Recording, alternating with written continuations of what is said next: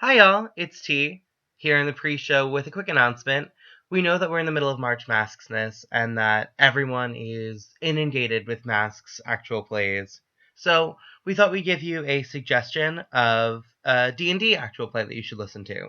Masks and Martyrs is a D&D 5e actual play podcast with a heavy focus on role-play and character relationships. They feature a majority queer cast with a diverse cast of characters in a living, breathing homebrew world lovingly crafted by their DM. Join them for tales of high adventure, lifelong friends, intrigue, duels, true love, and more. There'll be laughter, crying, they punch a dragon in the first arc.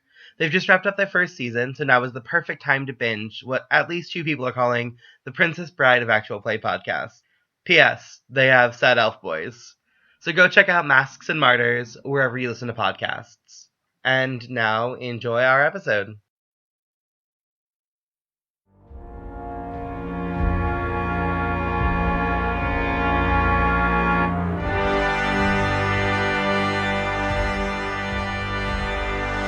Welcome to Moon Harbor Heroes. Today's issue is Faces issue 17, Moving Day. On the cover, Brian, Carl, and Burt stand on the sidewalk outside the massive Monarch Power Complex. Burt is dressed in a hospital gown, and our heroes are each carrying a few cardboard boxes. We turn the page, and our story begins. So we're starting this issue with Carl and Brian walking down the street, and in the top right corner of the panel we get a shot of Carl's phone and a text message from Burt saying, "I'm getting out of the hospital today. Can you and one of your friends help us move into the new place?" Oh, hey Brian, I'm so glad you're going to help me out getting Burt's stuff out of the hospital. Well, I sure wasn't going to stick around those two. Yeah, I think they're going on a date tonight. Blech. Yeah. So, I was playing around a bit today, and okay, so do you remember how I shot fire as a dragon last time? Vaguely. Well, I'm not supposed to be able to do that, so I was trying to figure it out, and check this out. And as Carl says that, you see a blue flame, kind of like the dragon fire, coming from his hand. And then next you see him turn the blue fire into red real fire. Isn't that nifty? What's going on there? Well, I guess I can show you if you trust me. Sure. And at this point, Carl grabs Brian's hand, and both of them are transported into Carl's inner hive, but it doesn't look like it used to look. So in the past, it would be this big hollow sphere with insects lining the wall, and instead, both of you find yourself now in this really quiet, tranquil forest. The grass is blue and the trees are blue, and there's this really serene, calm atmosphere around. As we two are walking down the forest, we can see in the distance, pink butterflies fluttering all through the forest. And there's a path on the ground that we're walking down. After a few minutes of walking, we enter this open area in the forest, and in the middle sits a fountain. And in the fountain, we can see the amulet. Okay, Brian, so I used to have this amulet, and I'm kind of not sure what happened to it, but it used to give me flame powers, and apparently there's a part of it still left here. I'm not sure how it works, but that's cool, right? I'm going to guess that at around this point, how real is this environment? Do you think that something like a metal detector would work in there? So I think if you assume that something works there, it will work. There's a suspension of disbelief, kind of like in a dream. All right, so comic book logic. Basically, everything that you expect to work there would work there. So. All right, so the detector for the metal is going to go off, but Brian is not going to be that scared about it because he should be able to tell, I think, that it is due to this thing. Yeah, you can clearly see it's made of the same metal. Right, so Brian is going to start to walk towards it and then stop and turn around and say, you mind? No, go ahead. The fountain keeps it safe, so. Okay, I'm going to approach it as closely as I can and try to touch it if possible. Yeah, when you touch it, I'm going to give you your choice here. You can either assess the situation or pierce the mask, and these are both focused on the amulet. I will pierce the mask. Actually, these questions are very accusatory, and I don't yet know that the amulet had any kind of sentience, so I guess... These won't be Brian asking, they'll be you asking, and Brian's going to get information from that. I'm just asking you as a player, what do you want Brian to find out? So then, oh snap! It's a 10. Was that on Pierce the Mask? Yes. I guessed with the -2, but it wasn't positive. Cool. On a 10 plus, ask 3. And if you want, you can ask those one at a time.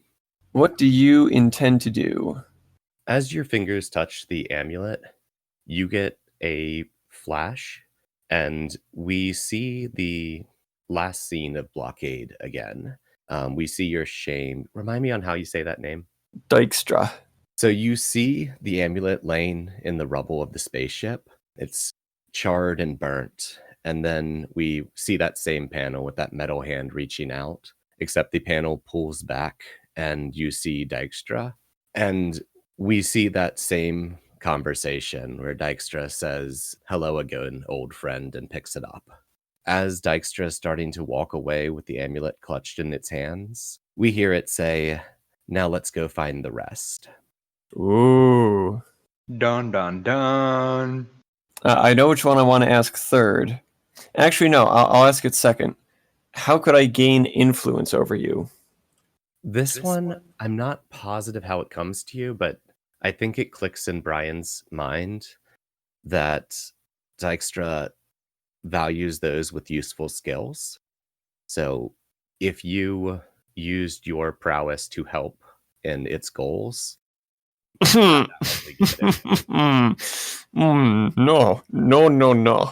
Okay. How could I get your character to stop? I'm going to give you an incredibly unhelpful answer. Yay! Destroying it completely would stop it, but you're not quite sure how to actually do that. You don't think it's Dykstra is something that could be reasoned down, maybe temporarily, but you're pretty sure only total destruction would actually stop it from attempting its goals. That's about what I figured. It's nice to get confirmation, though. Yes. And then after we get these panels, it probably shown through like internal Brian logic after seeing the initial bit, we cut back out of those visions to Brian with your hand. I think you like instinctively pulled your hand back after this, and Carl there as well. Why are you so interested in the amulet anyway? It's a long story. Maybe I'll tell you later. As you're saying that, there's this massive, deep rumbling sound that seems to come from everywhere at once. And Carl goes, "Oh, hey, do you want to meet my friend?" Yes? Carl flies up into the sky. Can Brian fly? I don't think so, right? You'd need the gizmo. Yeah, I would have to use some piece of equipment. I could grab onto you with like a grapple hook. Yeah, okay. I'm just gonna let out. So Carl grabs Brian's hand and flies into the sky above the canopy of the forest. And in the distance, you can see this huge, massive sphere rolling across the landscape. And there's a gigantic dung beetle pushing it around the landscape. And it's clear that you're like many kilometers away, but it towers above the forest. I love this so much. Wow. Is that? It's my friend. He's from Egypt. Okay, I kind of think It this is Carl is. celebrating a victory. I know it sounds weird, but I feel like that's right for Carl. How do you feel about that? Yeah, That was actually kind of what I was going, because at that point, Brian can fill in a lesson for me, I think. Yeah. How does that move work? Can you read it again? I don't have it in front of me. Okay. When you share a triumphant celebration with someone, which this certainly is, ask them what makes them proud or happy about the actions they took and write a lesson based on it, either filling an empty slot or replacing an existing lesson. And all my lessons are empty right now. It's very unique. Yeah, he's from Egypt, and did you know that in Egypt ships can fly? This is Brian pauses for a bit. This is new information to me. Down in the corner of this panel, we see editor's note. See Violet Starling, issue 1 and 2. Can you build a lesson off the response of it's unique? Yeah, sure, of course. So I am a superhero should always and never. So I guess I could just fill in I am unique, because that's That'll kind of work. that's kind of cool actually. So Brian, I guess we should go help Burt now because it's getting late.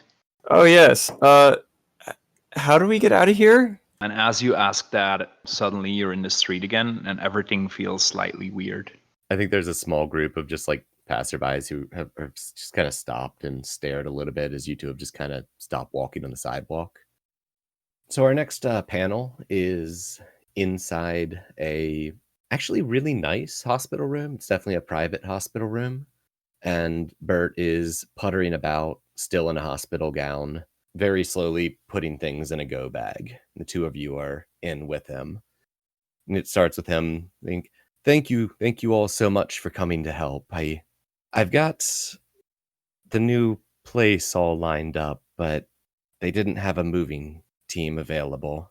Are we going back to the house? Because I might have kind of broken it. I saw Carl, but that's okay. You were amazing. No, my old job is giving us a new apartment for a while. It's part of the retirement package. Lifetime guarantee of shelter if supervillains attack. That's Carl- super nice of them. Carl, we're going to be living at Monarch Power for a while. Ooh, a tower. A I have tower? a friend who lived in a tower. Brian suddenly turns around from where he was picking at medical instruments, whatever he could find. And Brian, I will say that you do recognize Monarch Power, both like you know what the company is, and also more recently you know that purchase order for equipment came from Monarch Power. Oh, then he turns around and says, Monarch Power? Burt seems completely not to notice your tone at all, turns to you and gives you a very big smile and goes, oh, I worked with them for years. I was actually involved in some of their early projects, back before there were so many superheroes. Have we established what this company does? At least publicly what they appear to do? They are, like, their primary thing is various power generation things, just various power technology. But in comic book logic, they dip their hands into wild amounts of projects. Mm-hmm. So what Brian would know them for is probably super high-tech specialized gizmos. If it's an incredibly specialized market that's high cost, Monarch Power probably has their fingers in it. So I wouldn't just associate them with that one negative thing then. Yeah, you know them on the broader scale. But in timeline wise, this is probably like a day after everything that went down in Lighthammer's apartment. So you have seen that requisition list very recently. Right. Frankly, probably about 50% of the gizmos you've got come from Monarch Power at some point. Well, now Brian is very excited. Burt looks at the two of you and goes, more than the move, I'm excited to finally get back on the air. You can fly? He chuckles and goes, no, I had never told you about this because I was worried about you going out in the world, but I think you can handle yourself. I'm on TV. I have a late night science show. You're on TV? But how does that work? Because we watch TV together and you're never on there. And also, if you're on TV while watching TV, that's weird. I knew you looked familiar. He gets just the biggest grin and looks at Brian and goes, you watch Let's Bird about that? A couple times, yeah. You know, I have an idea. Would the two of you like to come on my show and help me with an experiment? Brian's just grinning. He's just thinking to himself, yeah, we'll make this show 100 times better. Carl is still trying to figure out how the whole watching TV when you're on TV thing works. But he turns around to Burt and says, "Hold on, I'm going to record it." And a copy of Carl splits off and goes and sits in the hospital chair and turns on TV. Fantastic. Do we want anything else out of the scene, or do we want to jump? I think one more thing, but Carl is gonna look at Bert and go, so is Monarch Power the company where you tried to make me? They never supported the project, but it's where I learned a lot of things that led to you. Ooh, now I want to see. Can we go? Can we go? The show isn't till 2 a.m., so maybe we can get a tour after we move everything in. And of course, it's live. Yes. So our next scene, or our next panel, is the inside of Bert and Carl's living room. And it looks exactly the same as the living room in the house. Yes. The entire thing, like, we get that panel, and then we get a pulled out panel, and we see the outside window inside the big tower of the primary Monarch Tower building. It's about like 4 floors up. And then we pull out again and we see the entire Monarch Power campus, which takes up like 2 city blocks next to each other. And then we cut back into the 3 of you, with the fairly few boxes, probably just like 1 or 2 each, in the living room, setting the boxes down. And Bert looks out and goes, "Thank you all so much for helping me. Do you want some tea?" Brian is quietly sticking his tongue out, facing away. Tea time. Brian quickly turns around and says, yeah, sure. And as we get Bert walking into the kitchen, he's kind of yelling out. We're getting his voice bubble coming out through the kitchen. And he says, I checked, and there is a tour group going around the facility. It's going to be leaving in about 10 minutes. If you all wanted to go, I want to pick up here a little bit and get ready for the show tonight. Carl is walking towards a cupboard in the corner, and you see a panel of the inside of one of the drawers, and there's just hundreds and hundreds of novelty straws in there, and he picks out like one and gets ready to receive his tea and goes, "I would love a tour." God, I love the novelty straws. They're so good. And I think we get the panels of each of you being handed a cup of tea. So we get a couple panels of the halls of Monarch Power, and it is very gleaming, like marble floors. And one thing we are seeing is a lot of posters and signage up with like big announcement coming soon. What's Monarch Power doing next? That kind of stuff. And we have a person in a suit leading a fairly large tour group. It looks like a mixture of people in business attire, and there seems to be like a high school field trip class here at the time, and then our 2 heroes. And I think the tour guide's like dialogue is actually just the visual approximation of like the Peanuts teacher's dialogue, like wow, wow, wow, wow, wow. And we see a nice gleaming sign that says high security robotics lab outside a like sliding opaque glass door. And you see 2 identical panels, one where Brian and Carl are somewhere in the crowd, and then another where they're not. Our 3rd panel in that line is the door of the robotics lab clicking shut. And then on our next page, we have the 2 of you inside. Like the lights in the robotics lab are the only lights being provided are from various panels on different pieces throughout the room. The overhead lights are off, and you don't hear or see anyone moving in the room. It seems like this is like late evening, so there isn't anyone working in the lab. What are y'all doing? It's high security, but there's nobody here. So I'm going to assume that it's booby-trapped. I am going to send forth Isaac. I'm going to send him forth as a sort of minesweeper. Cool. With him, I assume he runs scans. Go ahead and roll to assess through him. That is a 10. All right. So I get to ask 2. What here can I use to improve my art? I'm going to give you a super vague here. On one of the tables, you see a pile of odd mechanical parts, and I think like we get you glancing over the room and then your head snapping back to that bit, and you see some robotic parts that are perfect for what you need for a project you're working on. What is that project? That would be some kind of mobile suit. Cool. I'm into it.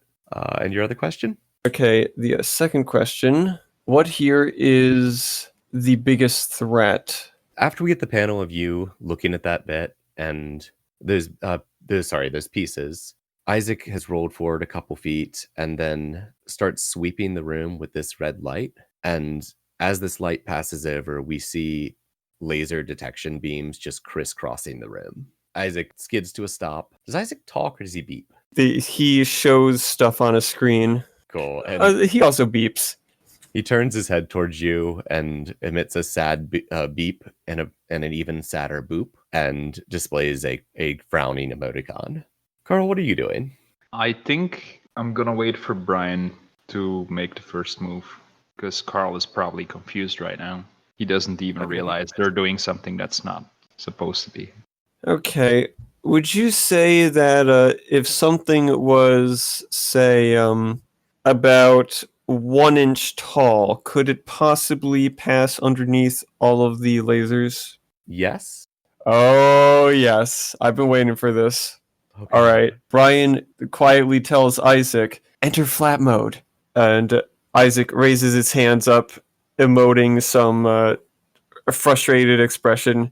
Like, yes, I know, but we need it. Parts of Isaac begin opening, rotating, extending, and reforming, all in a very slow process. Step by step, it gets progressively flatter and wider until it is about a centimeter thick and 18 inches square, with a little lip on one end, as if to resemble some form of trolley. I tell it to drive under the laser beams into the room.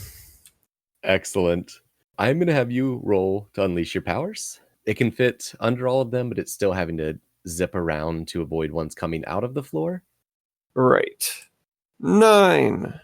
On a 9, you can either mark a condition, or I'll tell you how it's unstable or temporary. Or you all do have a team. I can mark guilty because I probably shouldn't be doing this. Although I don't plan to steal anything. I just plan to tinker around with it and see how it works. I could help you out if you want. How are you helping? So the lasers are across the floor, is that correct, Isaac? Imagine when you see a cartoon with these kind of lasers and they're coming in just like every illogical angle, there's just a weird mishmash grid of them.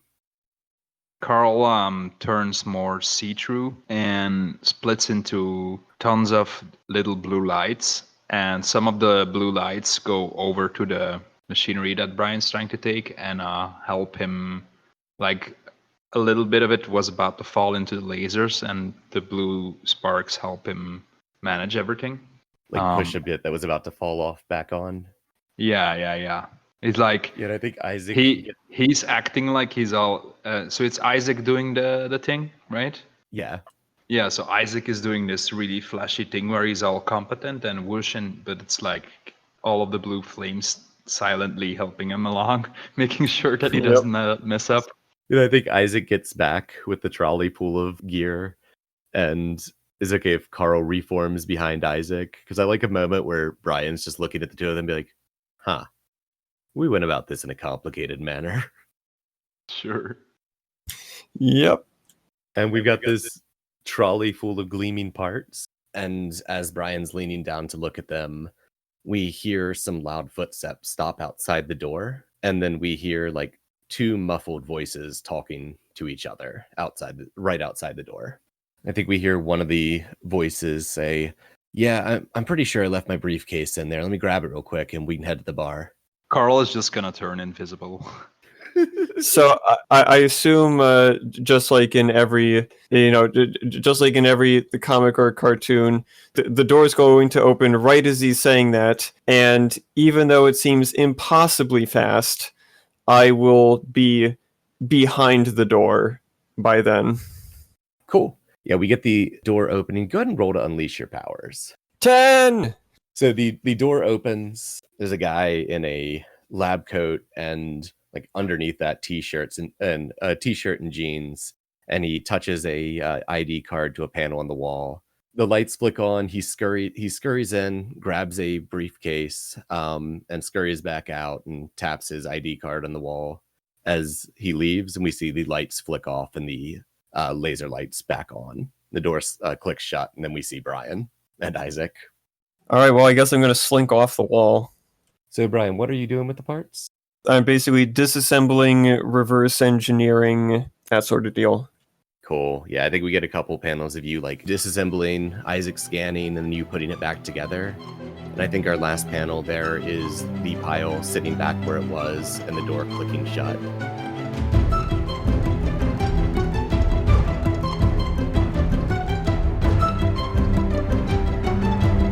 Moon Harbor Heroes is produced by Anthony Sheets and TP Huth, and edited by Anthony Sheets.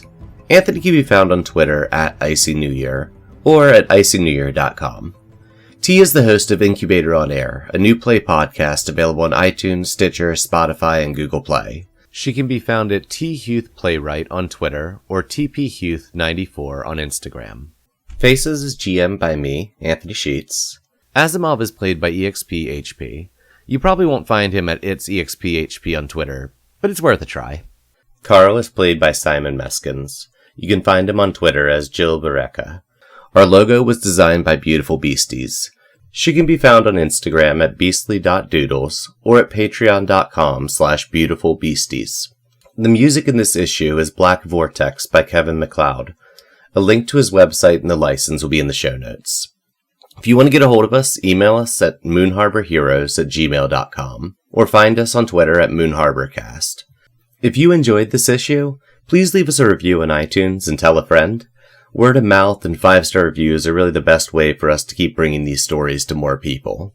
If you'd like to support us financially, check us out on patreon.com/moonharborheroes. Supporting us there will give you access to bonus episodes each month.